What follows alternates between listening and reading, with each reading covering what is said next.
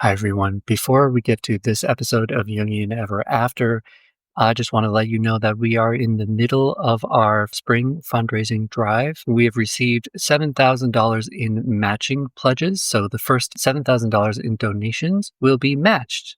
So if you want to support Jungian education and support this free podcast, please make a donation at jungchicago.org/give or click the link in the show notes. Thanks.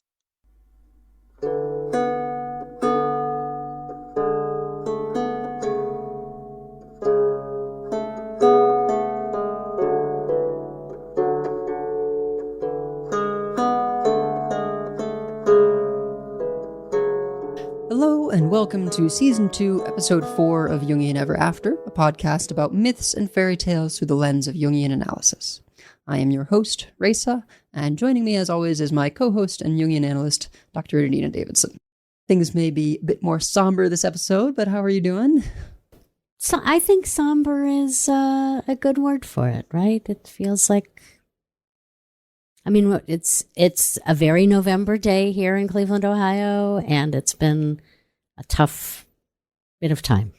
So today's episode is somewhat synchronistically aligned with external events. This was in no way planned. It just sort of happened with the way our schedules lined up and how we always intended to order our episodes. Having discussed a quite touching story of romantic love last time with Eros and Psyche, we now will be talking about a much more tragic story about what happens when someone has an overabundance of self-love. I am referring, of course, to the story of Narcissus. The overall question that we want to examine is, why do narcissists hold such a powerful archetypal attraction? What does it mean to be a narcissist, and how do they affect those around them? We'll start with reading Ovid's telling of the story of Narcissus. So, we've generally been using Edith Hamilton's mythology, but this will be a bit of a change-up. If you want to follow along or reference the story yourself, you can find this in Ovid's Metamorphosis. I'm going to be reading the Penguin Classics version. Liriope gave birth to a child already adorable, called Narcissus. In the course of time, she consulted the seer. "Tell me," she asked, "will my baby live to ripe old age?" "Yes," he replied, "so long as he never knows himself." 16 years went by, and already the son of Cephisus was changing each day from a beautiful youth to comely manhood. Legions of lusty men and bevies of girls desired him, but the heart was so hard and proud in that soft and slender body that none of the lusty men or languishing girls could approach him. One day he was sighted by a nymph whose voice would always answer a call, but never speak first. It was Echo. Echo still was a body, not a mere voice, but could only parrot the last few words of the many spoken by others.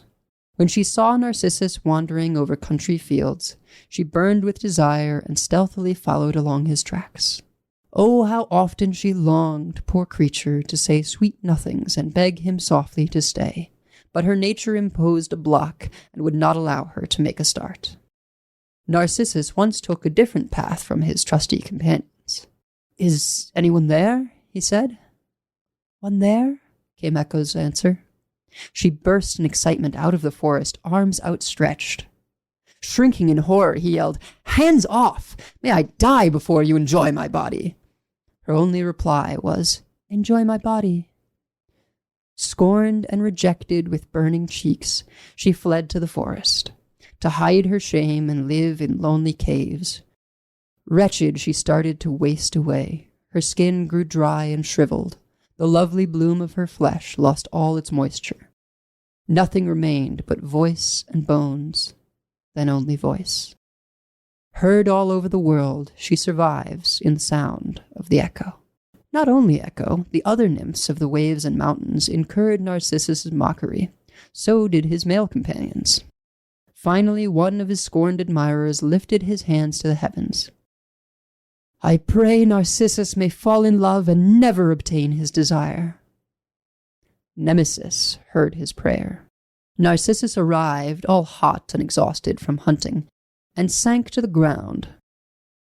The place looked pleasant, and here was a spring. He started to drink, but soon grew thirsty for something else. His being was suddenly overwhelmed by a vision of beauty. He fell in love with an empty hope, a shadow mistaken for substance. He gazed at himself in amazement. He saw twin stars, his own two eyes, rippling curls like the locks of a god, cheeks as smooth as silk. All that his lovers adored, he worshipped in self-adoration. Blindly wrapped with desire for himself, he was votary and idol, suitor and sweetheart. Those beautiful lips would implore a kiss, but as he bent forward, the pool would always betray him. He plunges his arms in the water to clasp that ivory neck and finds himself clutching at no one. Nothing could drag him away from the place, not hunger for food, nor need for sleep. He never could gaze his fill on that fraudulent image of beauty, and gazing proved his demise. He stretched his arms in grief to the witnessing trees all round him. Has anyone suffered for love like me? As yellow wax melts in a gentle flame, or the frost on a winter morning thaws in rays of sunshine, so Narcissus faded away and melted, slowly consumed by the fire inside him. His final words, as he gazed once more in the pool, rang back from the rocks. "Oh, marvelous boy, I loved you in vain." Then he said, "Farewell." "Farewell," said Echo. So, as we can see from the story, narcissists have a strong attraction. Why? I think inherent in such overwhelming self-love is confidence. Although there's a fine line between it and arrogance, it's widely believed that self-confidence is an attractive trait. So even if they come with added negatives, narcissists can be quite alluring for being so amazingly self-assured. I think even those of us who put on an air of confidence can be secretly insecure. So seeing someone who lacks any insecurity is something to admire and aspire to. I also think that it can feel like they're so self-confident and therefore perfect. If we align ourselves with them, we sort of gain some of that confidence and perfection ourselves. Absolutely. Yeah, I think, for example, someone in a cult of personality, while they are in it and believe everything, they feel empowered. Right. They in subsuming yourself to a greater other, you feel greater yourself. Mm-hmm. I mean, I think that's exactly what happens in cults. We can also look at this from an archetypal perspective. Everyone in the myth is in love with Narcissus. Narcissus only loves himself and is completely and cruelly indifferent to the sufferings of others. He mocks others, including Echo. He shows a callous indifference to others' pain. An example of this in our current reality is the ways that Trump expressed contempt for soldiers who were wounded or lost their lives on the battlefield. I'd also like to give an example of someone not in politics. Many years ago, I had a client, a very successful businessman, who married someone who could really only be described as a diva. And they had a child, but that relationship ended very badly. And when they got divorced, he completely, calmly ruined her. He got the best financial and custody deal possible with no understanding not only of why he should be more compassionate to her, but even why she might be upset. He said, it's just business, and left the mother of his child penniless and almost homeless. I think what's really striking about that sort of callousness is just how stark the contrast between the two sides is. The narcissist's remark or action is totally offhanded and not considered again by the one who said it, while the recipient or victim may be utterly devastated. Echo wastes away in her despair from his words, while he carries on without a thought for her till the very end. One way to recognize narcissism is to look for people who matter much more to others than others matter to them. So many are in love with the narcissist, but the narcissist only deeply cares about whether they can make use of the others. So, and this is something that I've been thinking about with this story. What would you say is the connection here to what we call sociopaths or egomaniacs? Are they sort of synonyms for narcissist? I'd say they overlap a great deal. Egomaniacs or narcissists can be generally kind if it doesn't step too much on them. They can have a basically kind orientation to human beings and actually even feed their self-love by doing kindnesses for others. Whereas sociopaths are narcissists who are also cruel. So sort of the every square is a rectangle, not all rectangles are squares type of rule. Right. So every sociopath is a narcissist, but not every narcissist is a sociopath. Got it. So one question is, how do people become narcissists? Are certain people just born that way? Like people might be born schizophrenic? Most psychologists don't think so. Attachment theorists argue that when very young children, toddlers, do not get their emotional needs met, they get stuck at this stage. So toddlers from about a year till 2.5, 3 are what we call healthy narcissists. They're supposed to be narcissists. Mm-hmm. When you say do not get their emotional needs met, can you maybe elaborate on that a bit? Are we talking that they're neglected or not listened to? What types of things are you referring to? Basically, there's this need to be fully seen. We have it our whole lives, but tiny ones really need it because they can't give it to themselves. And so when they're not seen, when they're not attended to, they don't develop properly. So narcissism is natural and normal and necessary in early childhood. Children from 14, 15 months to about 3 are supposed to be full-blown narcissists. They need to feel that the world, or at least their parents, revolves around them. They are their caregiver's sun and moon for a time.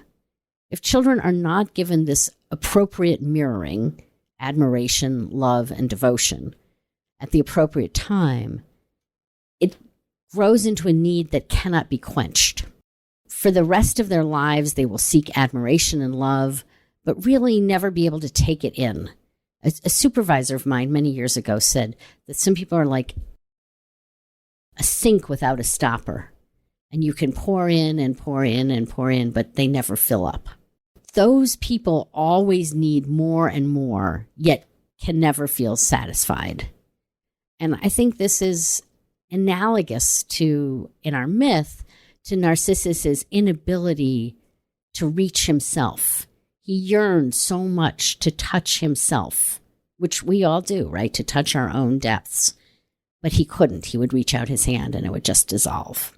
Once children hit the age of 3 or so, 2.5, 3, they're ready to both be loved and to start to learn that they're not always the center of attention.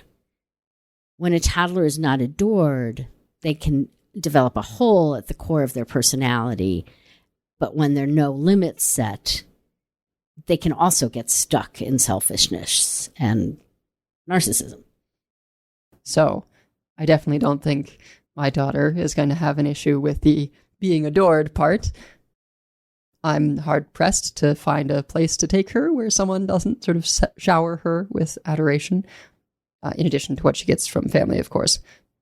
But we definitely need to make sure that that is tempered with her not always being the center of attention. And I think her cousins are a good way of making that happen when we're all together, or when she's playing in the children's museum with other kids, making sure we do the whole sharing thing and having empathy for other kids. That's going to be... It takes a long time to develop. And Leah's only 15 months old, so she's not even really at the beginning of it. We're starting to teach it to her, but she can't even really start to learn it. So at the same time that caregivers are meeting the normal narcissistic needs of the toddler, they have to perform this tricky balance of gradually setting limits, just exactly what you were talking about, Raisa. The child needs to both experience him or herself as the center of the caregiver's world and to gradually learn that other people have needs and desires that must be respected. Other people have the same feelings as the child, and these feelings are important.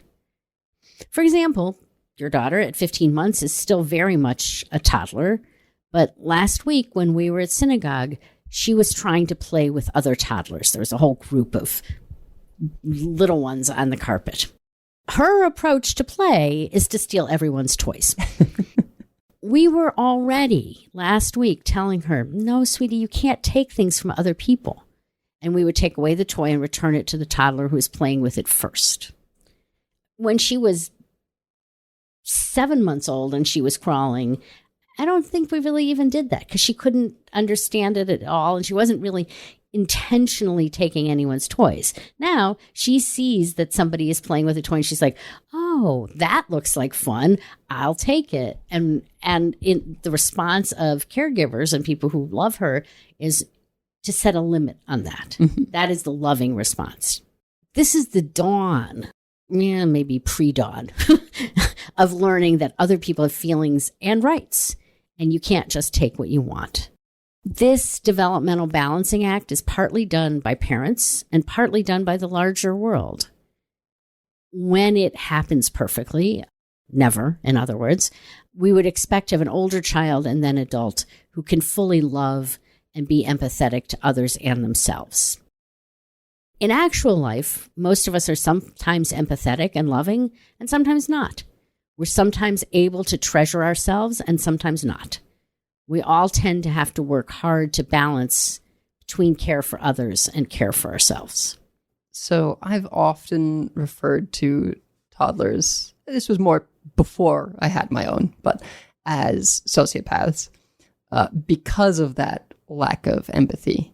And I kind of feel like there's a grim horror or thriller film plot to be made about an intelligence organization or Assassin's Guild or something, depending on the era, that just trains toddlers to fully embrace that narcissism and never develop empathy so that they can be the perfect spy or killer. You have a very dark imagination, my friend. I wouldn't be surprised if it's a thing that's happened, though.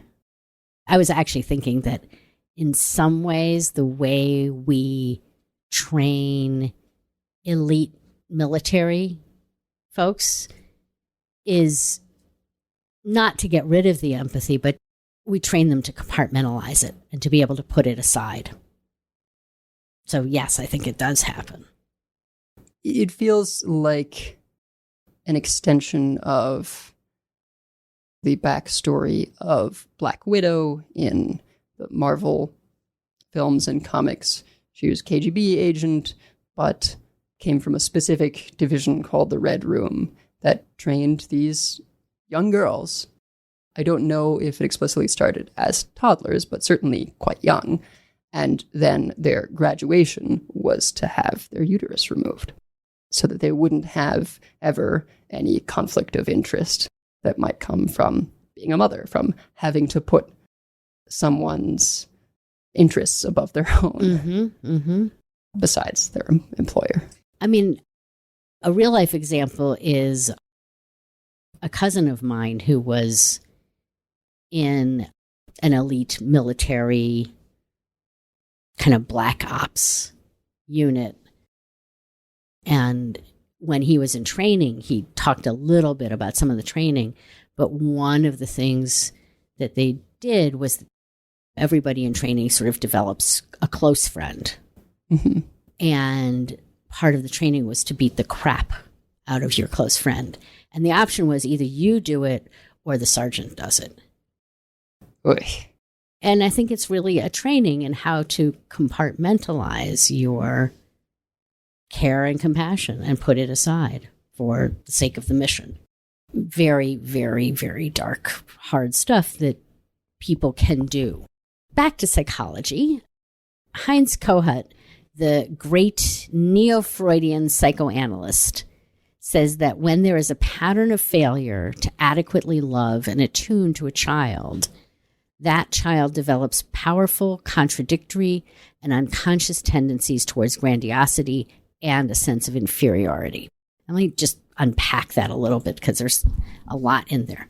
So when parents don't adequately love and attune to young children, what happens to the child is they develop this very polarized place inside their psyche. They are either extremely grandiose or extremely filled with shame and a sense of inferiority. So the narcissist has both. They both have the grandiosity, the self-confidence that you were talking about at the beginning, but they also always carry this profound sense of inferiority and shame. And they express the grandiosity in order to protect themselves from the feeling of shame at the core of it. In my own life, I've learned that I'm drawn to narcissists because I sense there's this wounding that Kohut is talking about that emanates from them. And I feel like maybe I'll be able to help. Other times we might be drawn to narcissists because we may want to ally ourselves with the grandiosity of the narcissist. As we were talking about earlier, their grandiosity makes us feel larger. Definitely feels like there's a lot of that going on in the political world lately. Yeah, yes, and in a very frightening and dangerous way. If we go back to our myth, we will see that Narcissus deeply and profoundly wants to connect with himself, but can't. This can be seen as a metaphor. There is the genuine pain of the narcissistic wound or yearning for something that can never be obtained. An emptiness at the center of psyche. We all have this wound to a certain extent. I'm reminded, curiously enough, of a black hole. It's a common misconception that they have an incredibly strong gravitational pull. They don't in the orbital sense. It is proportional to their size. There's nothing supernatural about how things are gravitationally pulled to their orbit. So like a pinhole-sized black hole will have a grain of sand-sized gravity. Right. But I'm not sure any of that size exists. But what is unique to them is their density. So black holes are so dense that gravity just beneath their surface, so not part of their orbit, but once you have gone into the black hole at the event horizon, is so strong that nothing, not even light, can escape. And that's, I think, where the misconception comes from, is that people say, oh, its gravity is so strong that not even light can escape. They don't realize is that that has to have touched the black hole. Right. And so what you're saying is there's a black hole-like place inside the narcissist. I think so. It's a really interesting image. That just consumes everything that touches it. Mm-hmm. Yeah, that feels really right. And it is extremely dense. Mm-hmm. And that which is not touched by the narcissist is sort of looking in bafflement. What is attractive about this? Why are you being pulled into this? Mm-hmm. I mean, that really is an interesting metaphor. Thank you. When are we most likely to fall in love with Narcissus, to fall into that black hole? And I think it's when we are like Echo, when we're uncertain of our own voice and our own truth. Echo's unstable sense of self leads directly to the persistence of her love for Narcissus. she's not strong enough in herself to say, oh, he's not interested in me, screw him. She gets lost in her own vulnerability and shame. This goes back to what I was saying earlier, and you talked about the attraction to narcissism is just that many of us are insecure. So we're aspirationally drawn to those who display complete self-assurance. I think this happens a lot also, not even necessarily with everyone being narcissists, but just with how people engage with social media or things like Instagram specifically. You look at someone's posts where everything seems amazing and happy and they're looking incredible, and you aspire to that. But that same person who posted that thing could very well be lacking self-confidence. And everyone is posting things or presenting themselves in this way to show them at their most self-confident without the rest of the world seeing their moments of insecurity. And so really anyone can end up getting drawn in by the narcissist who is just like that all the time. Right. I mean, you could almost say that social media is a narcissistic medium. Sure. Certainly picture-based or video-based. Yeah, because people only post the self-confident good stuff. Right. And that then hooks other people into this polarity between shame and grandiosity. Right. Speaking in generalizations, of course, but it is the prevailing pattern. Interesting. Yeah. That's really interesting. So in this sense, just like the social media poster and the social media consumer are two faces of the same pattern, Narcissus and Echo are two faces of the same pattern. Narcissus is the grandiose, too good for everybody end of the polarity. Echo is the shame-filled belief in one's own worthlessness. Together, these polarities describe what happens inside the narcissist. The narcissist has both Narcissus and Echo inside of themselves. The grandiosity protects the narcissist against the overwhelming feelings of worthlessness. Being attached to a narcissist may soothe our sense of worthlessness, or it may enhance it. It can do either one. It can either make us feel worse or better. It may give the feeling that I'm important by virtue of being connected to the narcissist, or I am worth nothing. Certainly a feeling which leaves people ripe for manipulation by a self-serving fascist and narcissist. Absolutely. Exactly. I would argue, or maybe hope, that a conscious awareness of our own Narcissus and Echo places inside of us allows us to be both more free and more accountable.